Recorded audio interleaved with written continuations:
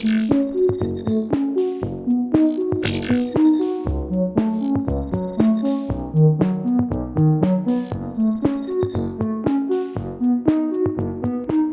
ação da opção pelo artigo 193 tem passado por mudanças e movimentações processuais bem recentes. Para falar sobre esta ação que se destina a servidores aposentados ou em vias de se aposentar, nós conversamos com o advogado Deir José Gomes Júnior, do escritório Ibanez Advocacia, que representa as demandas jurídicas da ANAJustra Federal. Esta é a quarta e última entrevista de uma série sobre as ações jurídicas da entidade. Confira a nossa entrevista completa. Dr. Deir, qual o entendimento do TCU a respeito deste tema? Bom dia, Helena. O TCU, lamentavelmente, em julho de 2019, no Acórdão 1599, plenário, ele alterou um entendimento que já vinha desde 2005, no Acórdão, salvo engano, 2076. Nesse período de 2005 até 2019, o TCU entendia que os servidores que tivessem preenchido, satisfeitos os requisitos do artigo 193, que são pressupostos temporais, teriam direito de levar para a aposentadoria a parcela denominada opção. Essa parcela denominada opção, ela decorre do exercício de uma função comissionada, de um cargo em comissão, por um servidor efetivo. Ele, quando acumula o exercício desses dois cargos, ele, por lei, tem direito a optar pelo vencimento integral do cargo em comissão ou pelo vencimento integral do cargo efetivo e uma parcela do vencimento do cargo em comissão. Daí essa denominação de opção, porque o servidor pode optar. E o artigo 193 da 8.112, que nada mais é do que uma repetição do artigo 180 da 1711 de 52, ele previa que o servidor que exercesse durante 5 anos consecutivos ou 10 intercalados um cargo em comissão, ele tinha o direito de levar para a aposentadoria essa parcela deste cargo em comissão que ele recebia junto com a remuneração do cargo efetivo. Então era um direito que era adquirido no momento em que preenchido esses requisitos temporais, mas o seu exercício diferido para a época da aposentadoria. O TCU de 2005 a 2019 tinha pacífico esse entendimento e a partir desse acórdão 1599 ele mudou o entendimento, alguns fundamentos, mas o principal de que o servidor não poderia levar provento de aposentadoria, remuneração, valor superior à remuneração do cargo efetivo. O que, no nosso entendimento, não procede, porque a lei, quando ela discorre sobre vencimento, remuneração, ela inclui na remuneração essa parcela que é decorrente do artigo 62 da 8.112. Então, lamentavelmente, sem nenhuma alteração legislativa, sem nenhuma alteração constitucional, esse entendimento foi alterado em julho de 2019. E agora, em março de 2021, do corrente ano,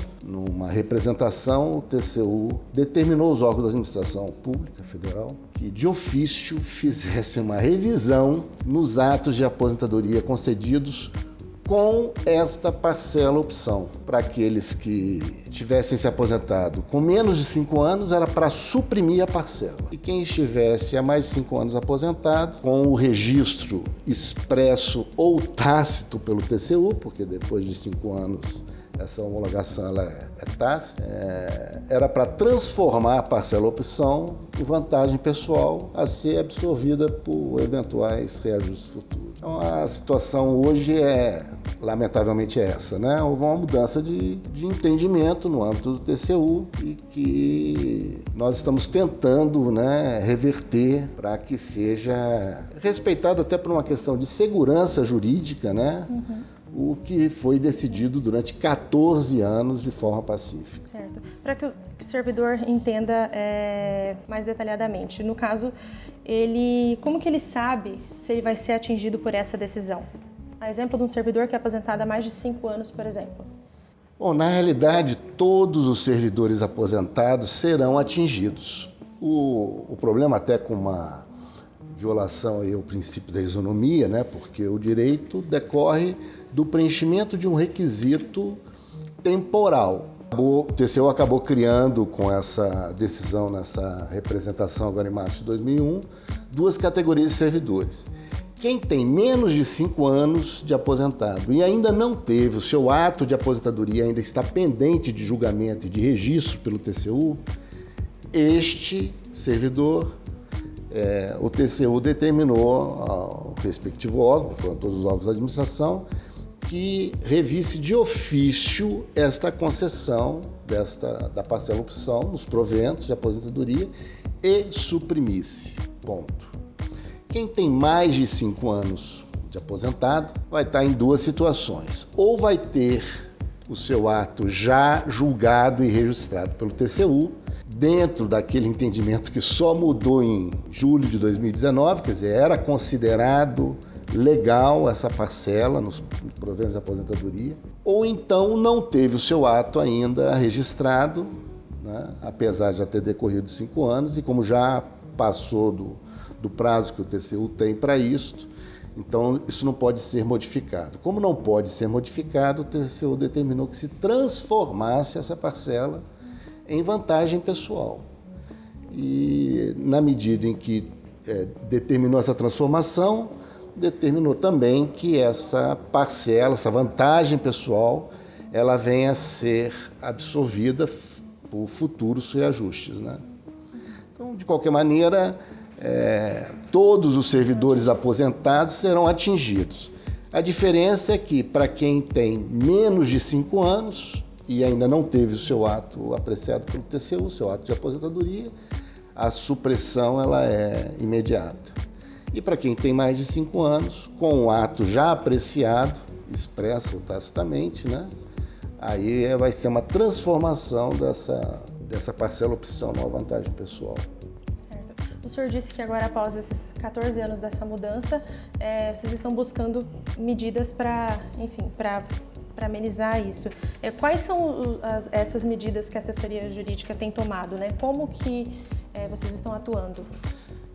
Bom, em relação à Anajustra, nós em dezembro de 2019, já quando começaram a aparecer os primeiros casos, né, de servidores associados que estavam tendo seus atos apreciados pelo TCU, diante dessa alteração de entendimento, nós ingressamos com uma ação ordinária na Justiça Federal e nesta ação nós pedimos uma antecipação da tutela para que fosse preservado este pagamento até o julgamento de mérito da ação ordinária. Porque um processo demanda tempo, né? E o servidor, quando ele pede aposentadoria, antes de pedir, ele vai procurar saber o quanto ele vai ganhar como aposentado, as parcelas que ele vai deixar de receber, como o auxílio alimentação, por exemplo, né?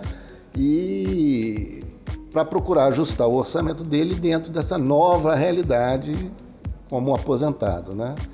E de uma hora para outra ter uma parcela dessa suprimida, aguardando, né, uma decisão final, é muito penoso para o servidor, né? Até quando a gente pensa que não é um servidor que está entrando hoje, que está começando hoje a carreira.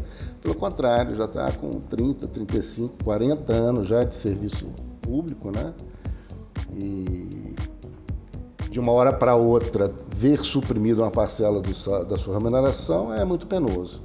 Lamentavelmente, nós só tivemos decisão a respeito deste pedido de antecipação de tutela em fevereiro de 2001, quer dizer, e o nosso pedido foi indeferido.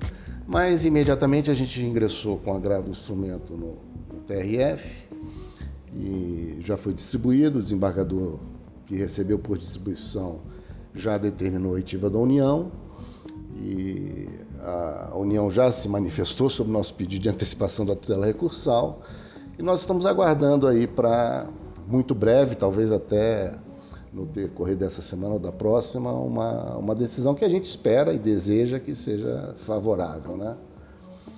O processo já está concluído, nós já fomos despachar pessoalmente, levando o memorial, levando decisões, cópias de decisões do próprio tribunal que nós temos lá, da desembargadora Gilda, do TRF da 4ª Região, que são favoráveis à nossa tese, né, para servir como respaldo, né? Então a gente está aí nessa expectativa, esperando que essa decisão venha logo e que venha de forma favorável.